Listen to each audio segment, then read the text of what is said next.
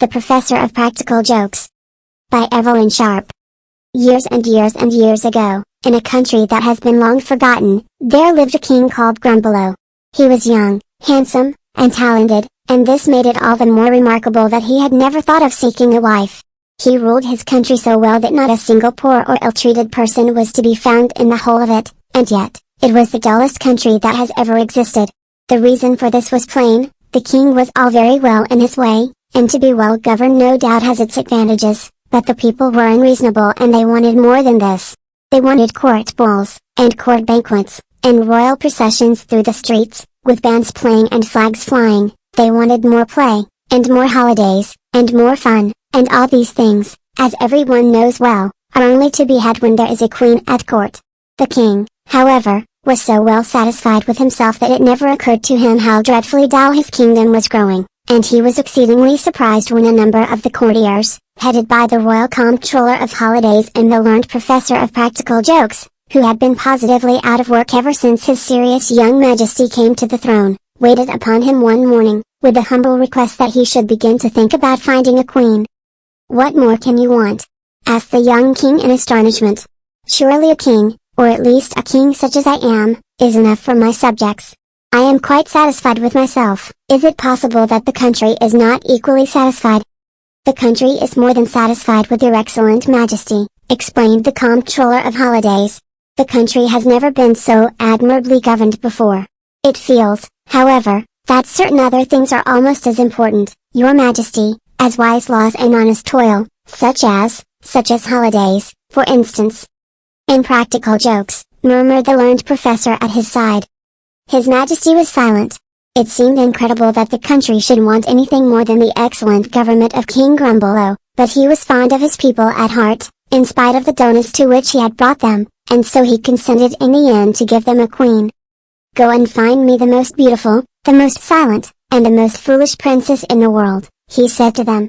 "She must be the most beautiful because I shall have to look at her, and the most silent because I am able to talk for both of us, and the most foolish because I can be wise for her as well as for myself.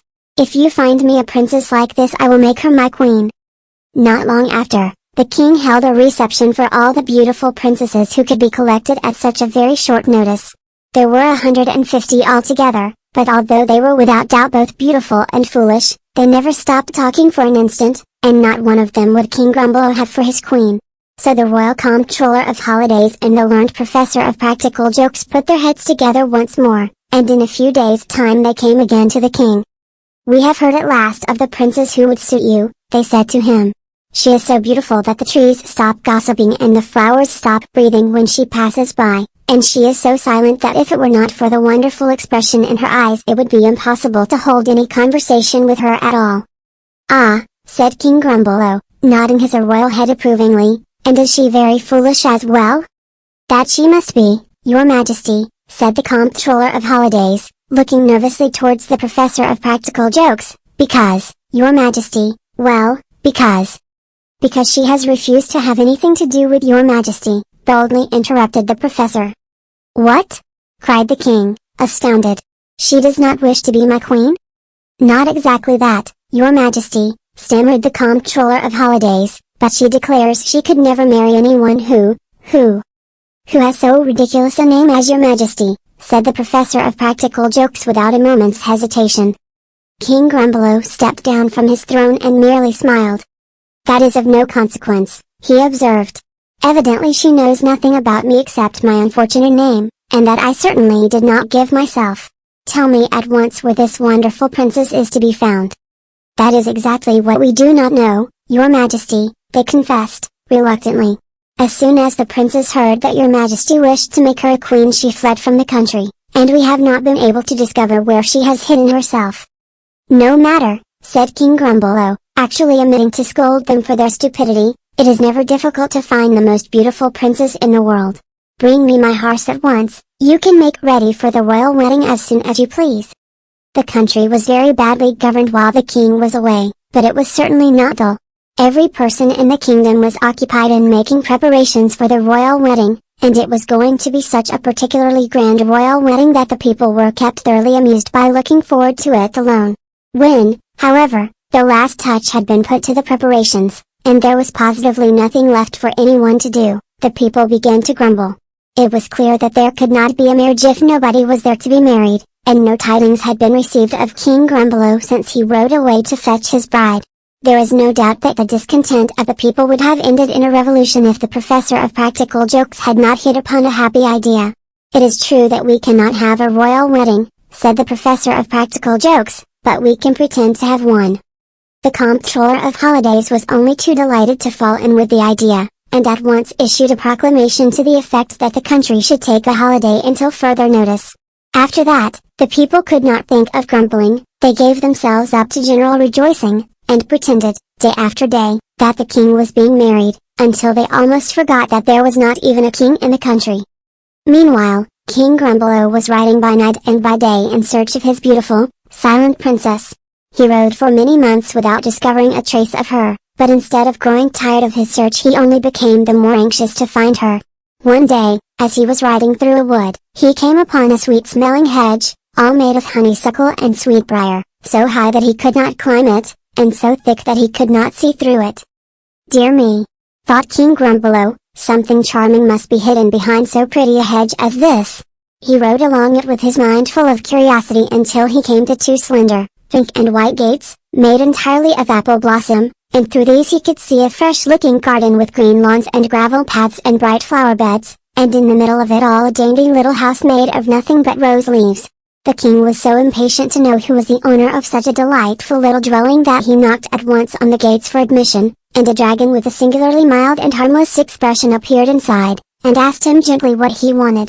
The king looked at him in surprise, for, although he was decidedly small for a dragon, he was certainly much too large and too clumsy to live in a house made entirely of rose leaves. "Can you tell me who lives here?" asked King Grumbelow, politely, for, as everyone knows, it is always wise to be polite to a dragon however small he may be. "Oh, yes," answered the dragon, with a wave of his tail towards the house and the garden, "I live here." "Nonsense," said the king, forgetting in his surprise to be polite. "You could not possibly live in so small a house as that." "If you want to know who lives inside the house you should say so," answered the dragon, in an injured tone. "It isn't likely that a well-bred dragon would live inside anything. You should be more careful in the way you express yourself." "Well, well," said the king, impatiently, "perhaps you can tell me to whom the house belongs." "No, I can't," answered the dragon, with a smile, "because it doesn't belong to anybody, you see. It is here because it is wanted, and when it isn't wanted any longer it will cease to be here." "What a curious house!" exclaimed the king. "Curious? Not at all," said the dragon, looking injured again. "It would be much more curious if it were to remain here when it wasn't wanted. You shouldn't make needless remarks." If King Grumbelow had not been so anxious to find out who did live inside the house he would certainly have ridden away, there and then, but the more he looked at the beautiful garden and the charming little dwelling of rose leaves, the more he longed for an answer to his question. So he kept his temper with difficulty, and turned once more to the aggravating dragon. "Does anybody live inside the house?" he asked. "Of course," answered the dragon. "Do they build houses in your country to be looked at? I suppose you can't help it, but I have never been asked so many senseless questions before." "Answer me one more and I will go away," said King Grumbelow. "Does a beautiful princess, the most beautiful you have ever seen, live inside the house over there?" "There is no princess in the place, be assured of that," answered the dragon, emphatically. "I should not be here if there were. It is a thankless task to keep guard over a princess, it means nothing but spells and fighting and unpleasantness, and in the end the princess complains that you have kept the right people away. Oh, no, nothing would induce me to take another place with a princess. We've nothing of that kind here." "Then I'll bid you good day," said King Grumbelow, for he did not mean to waste any more time. Just as he was going to ride away, however, the door of the little house opened, and out of it stepped the sweetest-looking little lady the world has ever contained.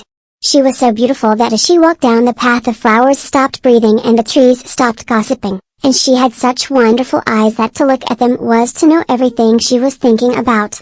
She glanced once at the king as he stood outside the gates of apple blossom, and then she turned aside without speaking a word and passed out of sight among the flower beds. Then the king knew that his search was over. She was beautiful and silent enough to please him, whether she were foolish or not, and he made up his mind on the spot not to search anymore for the disdainful princess who had run away from him.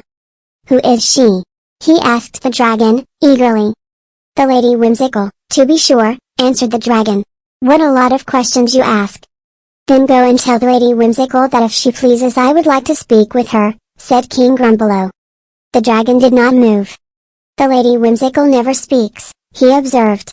"It would really be much wiser if you were to go away." "I am not going away," shouted the king, growing angry. "Go and ask her at once if she will receive me, or I will put you out of the way for good and all." "Very well," said the dragon, sighing, "I suppose I must. What name?" "King Grumbolo," answered the king, proudly. He fully expected that the dragon would fall flat on the ground at the mention of such an important name as his, but the dragon did nothing of the kind. "It is not a bit of use expecting to come in here with a name like that," he complained. "The Lady Whimsical cannot bear anything ugly, and she has a particular horror of ugly names. I have strict orders never to mention an ugly name in her presence. You had really better go away." "I am not going away," shouted the king once more. "Go and tell the Lady Whimsical that a great king, who has heard how charming and how gracious she is, would like to make himself known to her." The dragon consented unwillingly to take this message, and ambled clumsily away among the flower beds. When he came back, he found the king pacing restlessly up and down. "Can't you keep still?" growled the dragon. "Your ridiculous name is enough to make anyone giddy without." "What did the Lady Whimsical say?" interrupted King Grumbolo, impatiently. "The Lady Whimsical never says," answered the dragon drowsily, as he curled himself up in the sun and closed his eyes, "but she will allow you to look at her for 5 minutes every morning, at 2 hours after sunrise." 2 hours after sunrise on the following morning, King Grumbolo was accordingly admitted into the garden beyond the pink and white gates of apple blossom. There sat the Lady Whimsical on the doorstep of her rose-leaf dwelling, and in front of her stood the king. "You are the most charming person I have ever seen," declared the king. The Lady Whimsical smiled. "I never thought I should find anyone so charming as you are," said the king. The Lady Whimsical smiled again. "Nor so silent," continued the king. The Lady Whimsical smiled for the 3rd time. "Nor so," began the king, and then he paused, for he thought she might possibly object to being called foolish, though foolish she undoubtedly was if she did not wish him to stay longer than 5 minutes. As he hesitated, the Lady Whimsical burst out laughing and ran inside her little house of rose leaves, and banged the door in his face.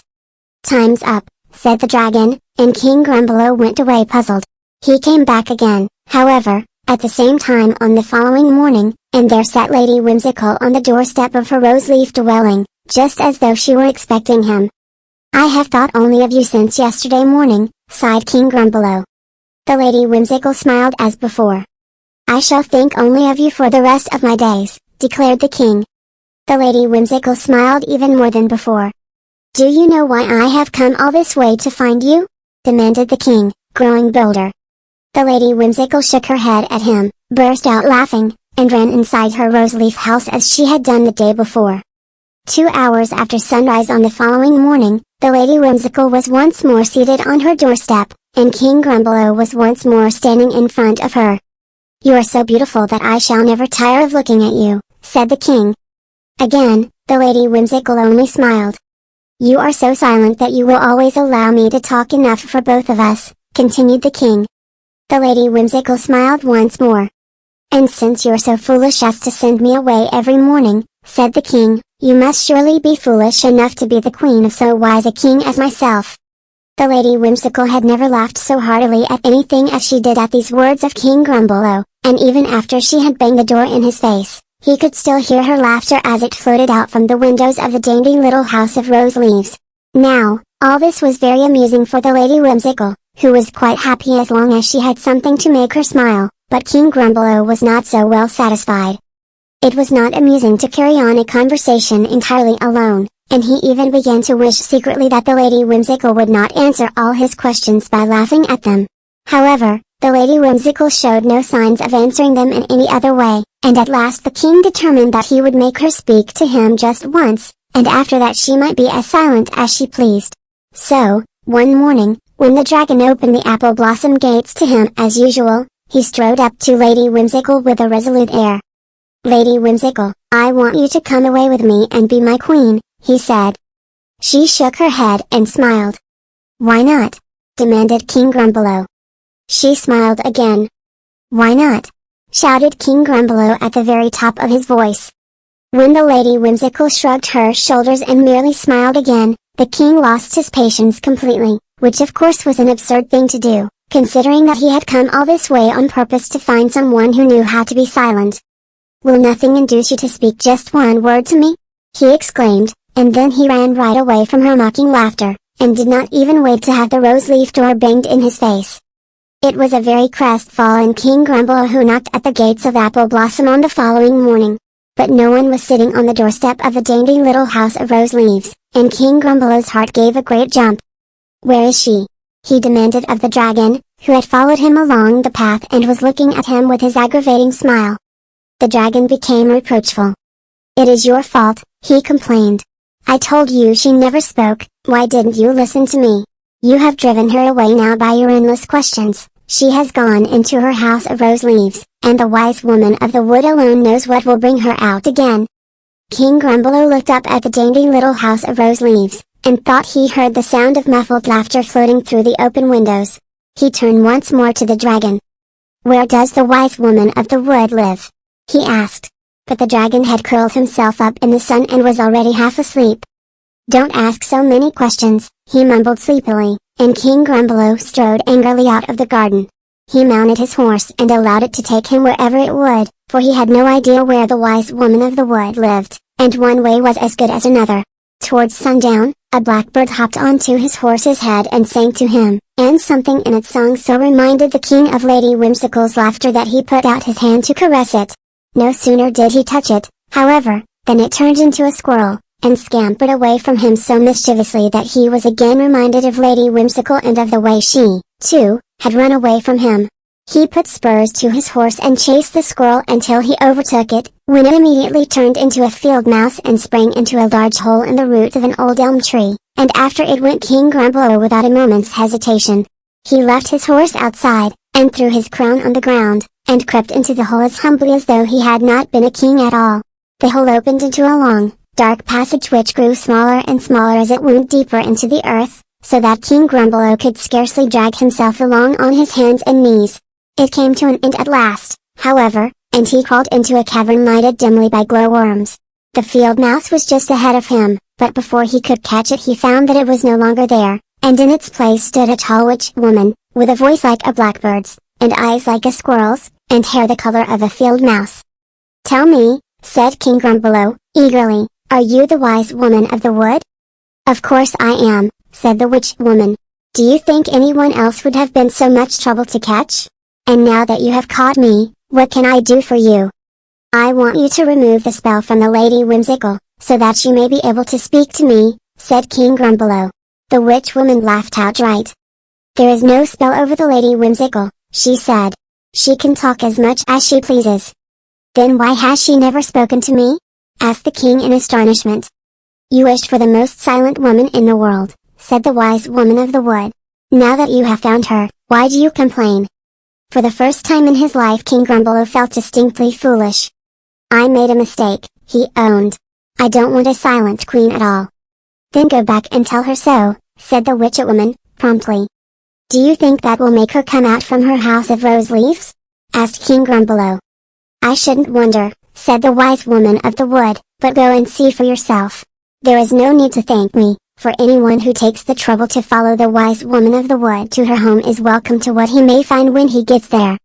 Indeed, before he had time to thank her he found himself once more outside the tree, with his crown lying at his feet and his horse standing at his side. He was in such a hurry to get back to the Lady Whimsical, however, that he did not stay to pick up his crown, but rode bareheaded all through the night and reached the hedge of sweetbriar and honeysuckle precisely at 2 hours after sunrise. "Dear, dear," complained the dragon, "do you mean to say you've come back again?" "I have some good news for you," said King Grumbelow, jovially. "There is no spell over the Lady Whimsical after all." "Of course there isn't," said the dragon, as he slowly unfastened the gates of Apple Blossom. "Didn't I tell you she wasn't a princess?" King Grumbelow did not stay to argue the point with him, but walked quickly up the path and stopped in front of the dainty little house all made of rose leaves. "Lady Whimsical," he said, very gently and humbly, "will it please you to smile on me once more?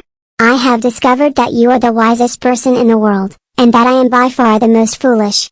When the Lady Whimsical looked out of her window and saw the king standing there so humbly without his crown, the tears came right into her wonderful eyes and stayed there. "Oh," she cried, "I am so glad you have come back. I was afraid you were never coming back anymore." She held out her two little hands, and the king kissed them. Then she came running down the stairs as fast as she could, and they sat on the doorstep side by side, and talked. "I feel as though I should never stop talking again. Do you mind?" asked Lady Whimsical. "I should like nothing better," said King Grumbelow. "But first of all I must confess to you that I have an extremely ugly name. Do you think you can bear to hear it?" "I know it already," laughed the Lady Whimsical. "Did you suppose I haven't coaxed it out of my dragon long ago? But I, too, have something to confess to you. Do you think it will make you angry?" "I am quite sure I shall never be angry again," declared the king. "Then," said Lady Whimsical, looking extremely solemn, "to begin with, I am not a princess at all." "As if I didn't know that," laughed the king. "The dragon told me, ever so long ago." "He didn't tell you the rest, so stop laughing and listen to me," said Lady Whimsical, with severity. "I knew all the while who you were and what you wanted, and I pretended to be under a spell just to tease you." "I know that, too," said the king, triumphantly. "The wise woman of the wood told me." "Did she tell you that I came and hid myself here on purpose, because I heard you were looking for a princess and I wanted you to find me?" asked the Lady Whimsical, softly. "Nobody told me that," answered King Grumbelow, "I guessed it for myself." "What will the professor of practical jokes say, when you come home without the princess you went out to find?" she asked mischievously. The king had no time to answer, for at that moment the professor of practical jokes, whose profession always required him to arrive unexpectedly in places where he was not wanted, appeared at the apple blossom gates and answered Lady Whimsical's question himself. "There is nothing to say," he observed. "There never was a princess for your majesty to find, so of course your majesty hasn't found her." "There never was anybody for you to find except me," added Lady Whimsical, who was nodding at the professor as though she had known him all her life. "The other princess was a practical joke, don't you see? Do you mean to say my dragon did not tell you that, too?" "Then, who are you?" asked King Grumbelow in bewilderment. The Lady Whimsical laughed, as she had laughed every day for a month when she banged the door in the king's face. "Can't you guess?" she exclaimed. "Why, I am just the daughter of the professor of practical jokes." And the king only wondered that he had not guessed it long ago. As they went out through the apple blossom gates, the dainty little house of rose leaves vanished away because it was no longer wanted, and so did the beautiful flower garden, and the hedge of sweetbriar and honeysuckle, and the sleepy good-natured dragon. They had no trouble in getting home, for the wise woman of the wood had a hand in the matter, and the road came racing towards them as fast as an express train. All they had to do was to stand quite still and wait until King Grumbelow's country came hurrying along, which was the most convenient way of traveling anyone could possibly invent. When the city reached them they found they were just in time to be married, for the people were on the point of celebrating their wedding for the 101st time, so the king and queen were married almost before they knew it themselves, and certainly before the people discovered that somebody was really being married at last. This, however, was not at all surprising, for the real wedding was very much the same as all the make-believe ones, except that it took a little longer because the king and queen were not so used to being married as the people were to marrying them. After that, everyone was as happy as it was possible to be. The country had grown so accustomed to being frivolous that it never became serious again, and the king never made another law, because the people were so fond of Lady Whimsical that they did everything she told them, and therefore no laws were needed. The result of all this happiness was that nobody in the kingdom ever grew old, and the Lady Whimsical who sits and laughs on her throne at this very moment is the same Lady Whimsical who sat and laughed on the doorstep of her rose leaf house, years and years and years ago.